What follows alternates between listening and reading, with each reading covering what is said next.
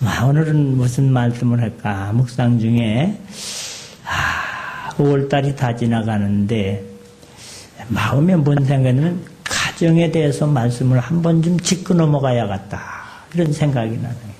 가정. 이 세상에서 가장 좋은 기관, 아름다운 기관이 있다면 어딜까? 교회와 가정을 하나님이 세워주셨습니다. 이 가정이 참 행복한, 가정이 좋고, 가정이 복되어야 됩니다. 그래서 오늘 베드로전서 3장 1절로 7절을 했습니다만은 하여튼 이렇게 좀 한 번에는 설교를 마치지 못할 것 같아서 차근차근 시리즈로 할 테니까 여러분 경청하시고 정말로 또 깨닫는 그래도 더 좋아지는 변화가 일어나기를 주님의 이름으로 축원합니다. 여러분이 가정이 과연 행복한가? 어떤 이 학자가 가정 행복 진단표를 만들었더라고요.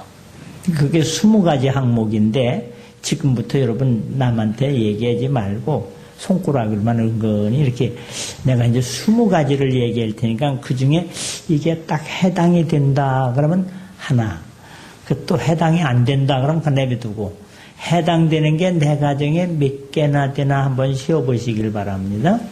가정 행복 진단표 20항목입니다. 손가락 남 보이는 데다 하지 말고 슬며시 감추고서 이게 이제 자녀의 입장에서 한 건데 여러분들 마찬가지죠. 부모님 사이의 대화가 부쩍 줄었다. 1. 2. 내 앞에서 상대편 험담을 한다. 3. 두 분이 같이 밥 먹는 것을 피하는 것 같다. 4. 아버지가 집에 있을 땐 어머니가 외출을 한다. 5. 이상하게 나에게 부쩍 잘해준다. 6. 두 분의 텔레비전 시청 시간이 늘어났다. 7. 집안이 조용해졌다. 8. 두 분이 각방을 쓴다. 9. 아버지가 자주 늦게 들어온다. 10. 어머니의 외출이 많이 늘어났다. 11. 반찬이 상당히 부실해졌다. 12. 두 분이 할 말이 있을 때 나에게 시킨다. 13. 아버지가 출근할 때 어머니가 나가보지 않는다. 14. 아버지가 퇴근할 때 어머니가 반갑게 맞이하지 않는다. 15. 부모님이 사소한 일로 나에게 화를 낸다. 16. 부모님이 최근 잘 웃지를 않는다. 17. 부모님의 말 중에 옆집 이웃과 비교하는 말이 많아졌다. 18. 아버지가 자주 술에 취해 들어온다. 19. 어머니가 혼자 중얼중얼하며 투덜거릴 때가 많다. 20. 부모님이 말없이 한숨을 자주 쉰다. 쉬어봤어요? 여기에서 10가지 이상이 우리 집이 있다. 그러면 그 가정은 지금 상당히 위험하다. 이런 가정은 상담을 받을 필요성이 있다. 이 가정학을 전공으로 하는 박사님의 논문을 토대로 해서 행복 진단표를 읽어봤습니다. 지금 20개 중에 내 집이 이게 10개가 훨씬 넘는다. 이러면 위험한 상당히 행복과 모르는 가정이 되기 쉽다. 빨리 살 길을 찾아야지 된다 하는 그런 내용입니다. 정말 이 세상은 뭐든지 좋아지고 있습니다. 교통도 발달하고 수입도 많아졌고 먹는 것도 참 잘 먹고 풍요한 것 같습니다. 그리고 편리합니다. 그런데 이상하게 마음은 평안하질 못하고 행복하질 못하고 뭔가 이게 오히려 옛날이 좋다는 그런 현상이 일어난단 말입니다.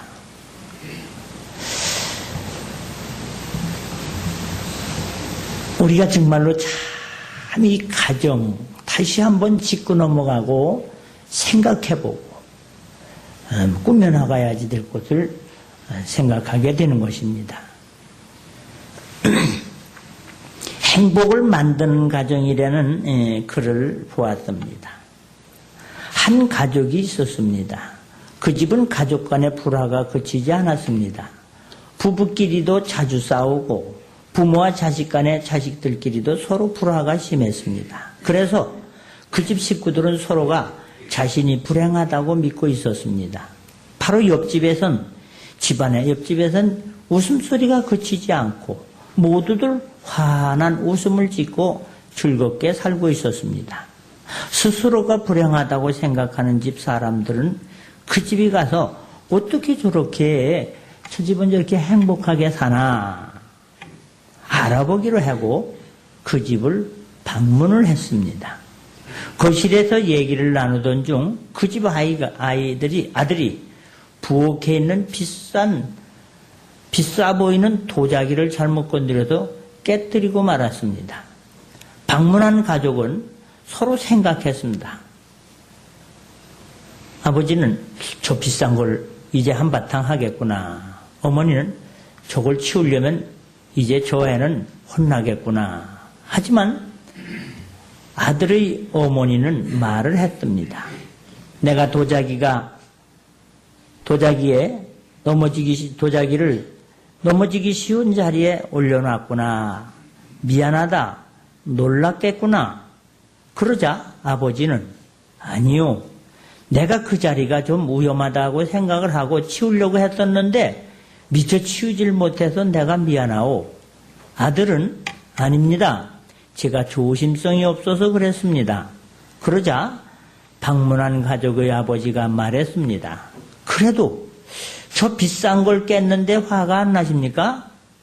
그러자 그릇을 깬 집의 아버지가 말을 했습니다. 화를 왜 냅니까? 화를 낸다고 깨진 도자기가 원상대로 돌아오는 것도 아닌데 화를 내는 순간 저희는 도자기보다도 더 훨씬 값진 걸 깨뜨리는 것입니다. 그건 우리 가족의 행복입니다. 그렇습니다. 이 세상 어떤 귀한 것도 행복과 바꿀 수 없는 것입니다. 마음먹기에 따라서 행복도 불행도 될 수 있고 불행이 행복이 될 수도 있는 것입니다.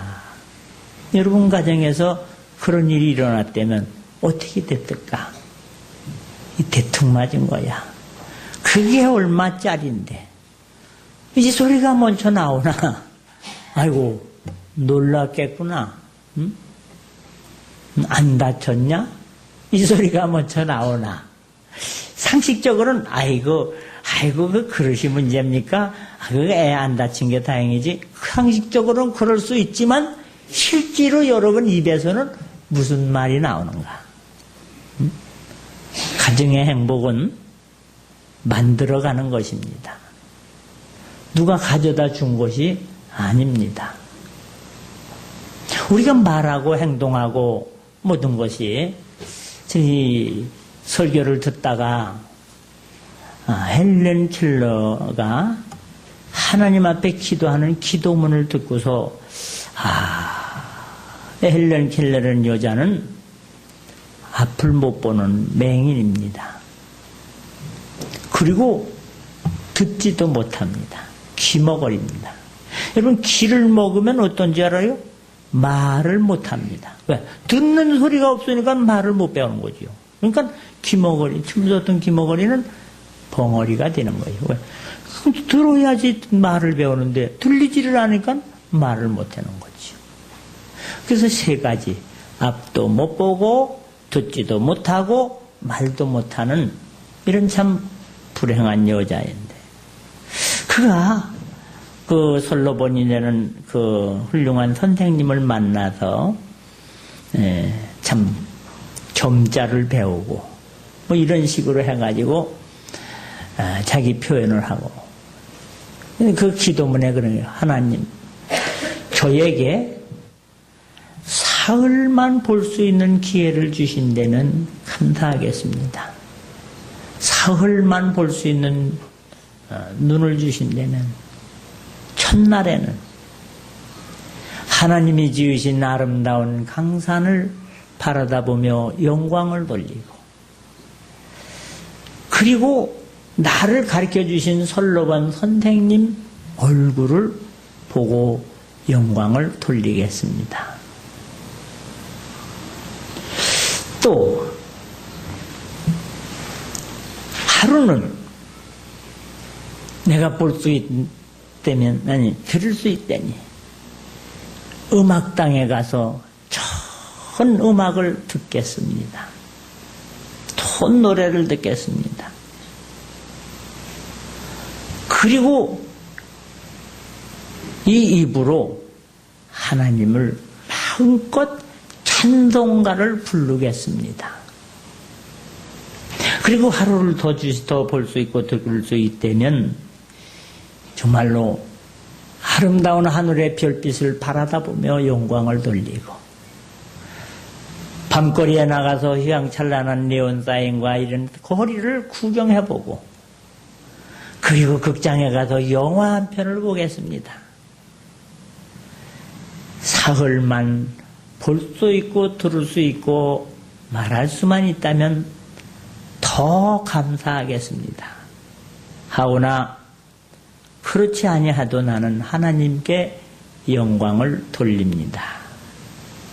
그런 기도문이요. 그러면서 그의 제자들에게 하는 말, 여러분이 말을 할 때에 오늘 말하고 내일부터 못할 수 있다는 것을 생각하고 말을 해봐라. 내가 하는 말이 마지막 말이 될 수 있다고도 생각해보고 말을 해봐라. 그러면 쓸데없는 말이나 불평의 말이나 원망의 말을 하지 않을 것이다. 그치 내가 하는 말이 오늘이 마지막이라고 생각한다면 오늘 우린 보는 것도 오늘 보고 내일부터 못 본다면 얼마나 정성 들여서 오늘을 바라다 보겠습니까? 듣는 것도 오늘 듣고 내일부터 못 듣는다면 얼마나 정성 들여서 귀담아 듣겠습니까? 오늘이 끝이라고 생각을 한다면 하나님의 말씀을 들을 때도 최선을 다해서 들을 것이고 찬송을 불러도 내 최선을 다해서 부르게 될 것이고 그리고 하는 일도 정말로 하나님 앞에 아름다운 일을 행할 것이 아니겠는가 하는 것이지요. 함부로 하는 말, 함부로 하는 행동이 가정에 불행을 가져오는 것뿐만이 아니라 이웃에게 더 나가서 하나님께도 영광을 돌리기도 하고 영광을 가리게도 하는 것입니다. 인류 역사를 바꾼 두 인물이라는 글을 보았습니다. 1889년에 동시에 태어난 아이들이 있는데 한 아이는 오스트리아에서 출생했습니다. 어려서 아버지가 돌아가셨습니다. 어머니가 살 길이 없어서 먹고 살 수가 없어서 생활력이 부족해서 아이를 좀 괜찮게 사는 언니네 집에다 맡기고 유대인에게 시집을 갔습니다. 아버지 일찍 돌아가셨지요? 어머니 시집 갔지요? 근데 그 고모인가 이모인가 언니님. 그 오명은 아주 알코올 중독자예요. 술주정뱅이요. 그 조카지요. 조카를 데려다가 술주정뱅이네 집에서 키웠습니다. 보는 거 듣는 게 불행했습니다. 그는 16살에 극렬분자 이 아주 그 과격한 사회정의 단체에 가입을 했습니다. 나중에 군인이 되었습니다. 장교가 되었습니다. 그가 누구냐? 히틀러라는 사람입니다. 히틀러. 어렸을 때 나를 버리고 유대인에게 시집간 엄마 증오심이 불끄럽습니다. 그 어렸을 때 가정 환경이 나중에는 유대인을 600만 명이나 죽이는 인류의 가장 자랑부도한 사람이 되었습니다. 그렇게 하고도 만족함이 없고 즐거움이 없어 54살에 권총으로 자살을 해서 죽었습니다. 그 히틀러가 권총으로 자살해 죽었다는 소식을 전 세계가 듣고 박수를 쳤습니다. 뭐라고? 잘 죽었다. 잘 죽었다. 가정에서부터 사랑을 받지 못하고 그리고 술주정뱅이 밑에 있을 때 비틀러진 그래서 성장한 아이가 히틀러예요. 근데 그 해에 미국의 한 농촌에 농장에서 태어난 아이가 있습니다. 그 아이는 비록 잘 살지는 못하고 하지만 부부가 행복하고 사랑이 넘치고 그리고 하나님을 잘 경외하면서 자녀를 무릎에 놓고 찬송가를 가르쳐주고 하나님 이야기를 해주고 주일이 되면 온 식구가 하나님 앞에 가서 찬송 부르고 영광 돌려 아이가 믿음이 사랑이 뭔지 행복이 뭔지 사랑을 많이 받았습니다. 그가 자라난 누군가요? 아이젠하워 대통령입니다. 아이젠하워와 이 히틀러는 2차 대전 때 같이 협상을 해서 만났죠. 한 사람은 무서운 사람이죠. 한 사람은 평화를 사랑하는 사람, 세계 평화를 위해서 일하는 사람이 같은 해에 태어난 동갑내기지만 이렇게 인류에 반대되는 사람이 되었습니다. 아이젠하워가 운명했다는 소식이 신문과 뉴스에 났을 때 전 세계 사람들이 다 같이 눈물을 흘리며 애도했다는 것입니다. 한 사람이 죽었을 땐 전 세계 사람들이 잘 죽었다 하고 박수를 치는 그런 인생을 살게 됐고 한 사람이 생애를 마칠 때 눈물을 흘리며 아쉬워하는 어떤 가정에서 살아났는가? 여러분의 가정 속에서는 가끔가다 다투고 미워하고 질투하고 원망하고 그러면서도 왜 나는 이렇게 복살머리가 없나? 왜 우리 집은 이런가? 탓하거나 한탄해 본 적은 없습니까?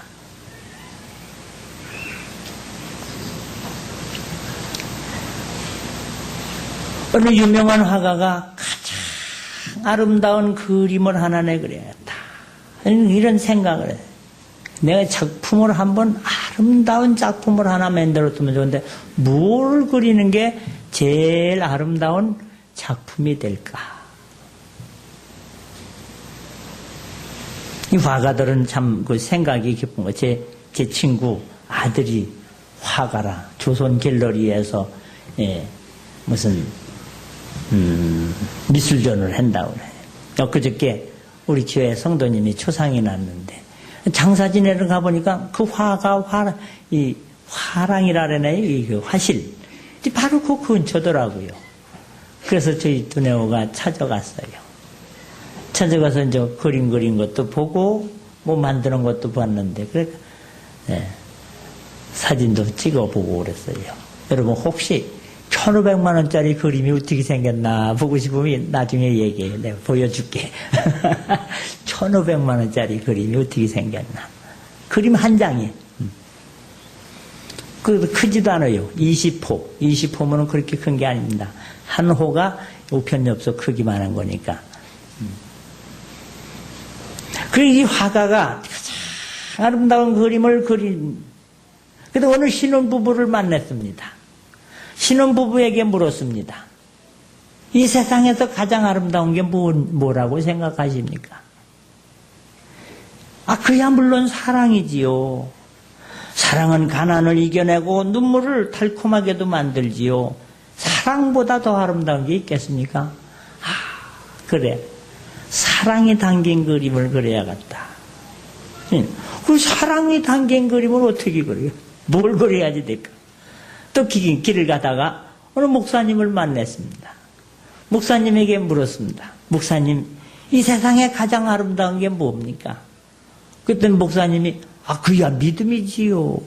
믿음 안에 모든 행복이 있고 기쁨이 있고 감사가 있고 축복이 있고 믿음보다 더 아름다운 게 어디 있겠습니까? 그 믿음이 이 세상에서 가장 아름답다는 거예요. 그 믿음에 관한 그림, 사랑과 믿음이 들어있는 그림을 그려야지 되겠네.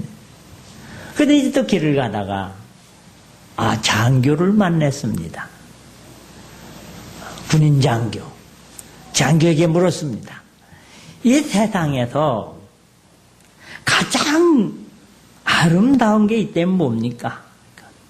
그야 물론 평화지요. 평화. 평화보다 더 아름다운 거 있습니까? 전쟁은 참 흉악한 겁니다.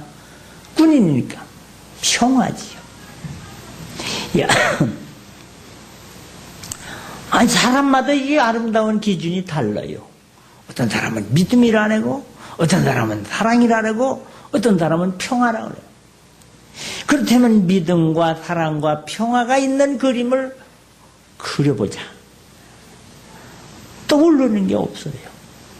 아무리 생각해도 믿음이 들어있고 사랑이 들어있고 평안이 있는 그림, 평화가 있는 그림, 이게 떠오르지를 않는 거예요. 떠오르지를 않아.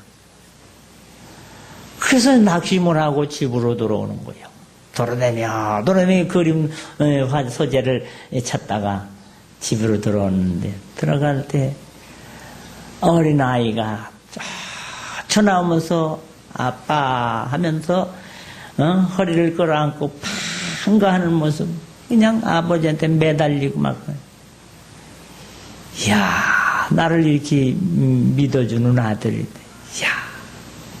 안식구가 그 오래간만에 또 화가 노릇한다고 도로댕기다 들어왔는데도 아주 반갑게 맞아줘서 참 이렇게 환영하는, 여기에 사랑이 있구나. 여기에 믿음이 있고. 그 가만히 생각하니까 가정에 평화가 있고 사랑이 있고 행복이 있고, 이거를 모르고 나는 전국을 도로댕기면서 이걸 찾으러 도로댕겼구나.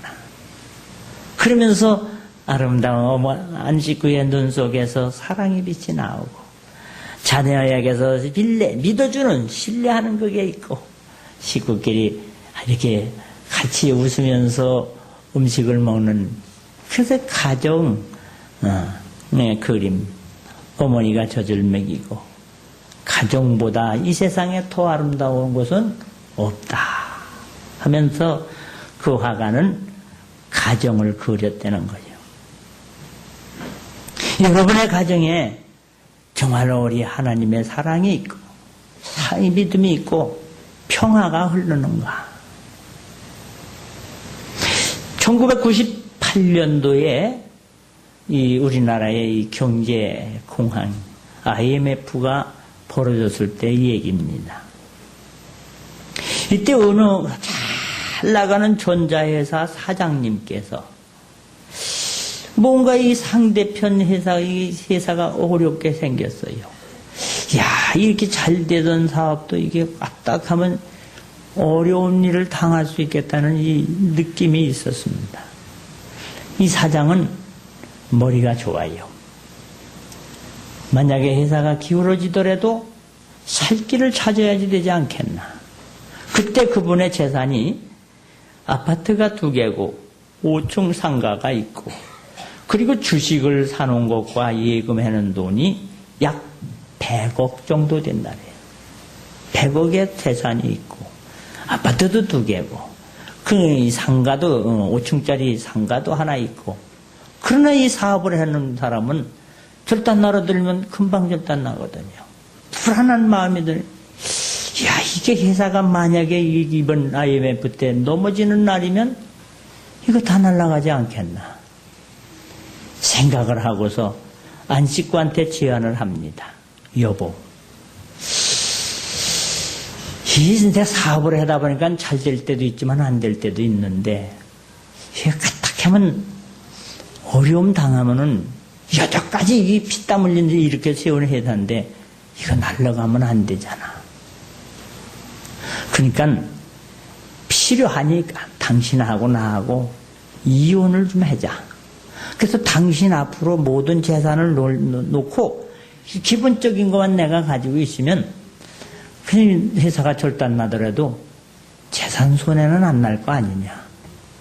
그랬어요. 그랬더니 그 한 식구가 여보 아무리 그래 돈이 좋고 사업도 중요하지만 그 이혼까지 해야지 되겠나. 여보 내가 당신이 싫어서 그러는 게 아니에요. 우리 식구 살라고 하는 얘기야. 자꾸 설득을 해놓은 거예요. 그래 여자는 찜찜한 거지요. 이혼을 해야지. 왜 서류상 이혼을 해서 여자 앞으로 재산을 다 돌려놓고 이제 얕게. 그래서 여자가 자꾸 그러니까 그리고 또 말을 안 들으니까 협박을 막 하지요. 그래 이혼을 했습니다. 법적인 서류를 해서 한 직구에게 재산을 거의 다 줬어요. 그러나 1년 만에 사업이 절단났습니다. 절단났지만은 이 돈 받을 사람들은 더 약잖아요. 저 분명히 알지. 저기 돈 빼돌리기 위해서 우의장 이혼을 한 거다. 저건 진짜 이혼이 아니다. 그러니까 이 돈 받을 사람들이 이 눈에 불을 켜고 그 집을 감시를 하고 살피니까 이게 이혼했다고 그러고서 같이 두뇌가 살면 들통나잖아요. 그래서 이 남자가 전국을 떠돌이를 하면서 빚쟁이들을 피해서 돌아다니는 거예요. 그리고 생활은 어떻게 해요? 체조 생활은 한 식구가 매달 통장으로 돈을 생활비는 대주니까. 그는 빚쟁이들은 집요하게 그 사람을 감시를 하는 거예요. 어떻게 한 식구를 만날 수가 없어. 만나면 어떻게 돼요? 들통나거든. 그 세월이 흘러. 한 해가 지내고 한 해가 지내고 그러니까 빚쟁이들도 빚 받으려고 쫓아내다 멀짝을 나서 다 포기하니까 세월이 10년이 지나갔어요. 아이고 이제 받을 녀석들도 다 떨어져가다 이제 홀가분하다. 여보 우리 같이 살자. 그랬을 때 그 한 식구가 뭐라고 대답했는 줄 아나요? 뭐라고 그랬겠어요? 놀라운 얘기를 듣습니다. 여보, 나는 이대로가 좋아. 이대로가 좋아. 나 사실 당신하고 살 동안에 너무나 인격적인 무시를 많이 당했어. 당신 그러고 하랑방탕하게 난잡하게 산 건 내가 다 알아. 그래도 나 참았어. 당신이 나 많이 때렸지? 그래도 난 참으면서 살았어. 당신이 나 배우지 못했다고, 무식하다고 너무 날 구박했지? 그래도 나 참고 살았어. 그런데 당신이 이혼하자고 해서 하고 이렇게 살아보니까 오히려 더 편해. 더 편해. 다시 그런 지옥 같은 생활을 하기 싫어. 난 이대로가 좋으니까 그만합시다. 물론 내가 돈이 욕심나는 건 아니라 당신 먹고 사는 거는 평생 태줄 테니까 걱정하지 말고 전 사람 만나서 잘 살으시라고. 남자가 화가 났어요. 이럴 수가 있나 이거지요. 이럴 수가 있나. 그래서 법원에다가 이혼 무효 소송을 제기를 했습니다. 이건 이혼이 아니다 이게. 내가 잠깐 사업할 동안에 하나의 방편으로 살기 위해서 한 거지 우리 두뇌호 가족에서 이혼한 건 아니다. 그러니까 이혼이 무효다. 이혼 무효 소송을 제기를 했습니다. 근데 판사가 판결을 어떻게 내렸는가? 여러분이 판사라고 그랬다. 어떻게 판결을 내렸겠어요? 뭐라고 얘기했겠어요? 그거 이혼 무효다. 다시 살아라. 그랬을까요? 판사의 판결문은 이렇습니다. 비록 협의 이혼이 다른 목적으로의 방편으로 이루어진 것이라 하더라도 법률적인 부부상에 잠시 동안이라도 헤어질 마음이 있었던 것은 사실이다. 그러니까 헤어진 거 아니에요. 그 부부상의 관계를 청산할 의사가 있었던 것은 사실이다. 그러므로 이 이혼 무효 소송은 무효라고 볼 수 있다. 다시 이 안 된다 이게요. 이왕 헤어진 건 너희들 헤어지려고 합의한 거 아니냐 이게요. 다른 목적이 있다 하더라도 헤어지기로 결심했더니 이것은 안 된다.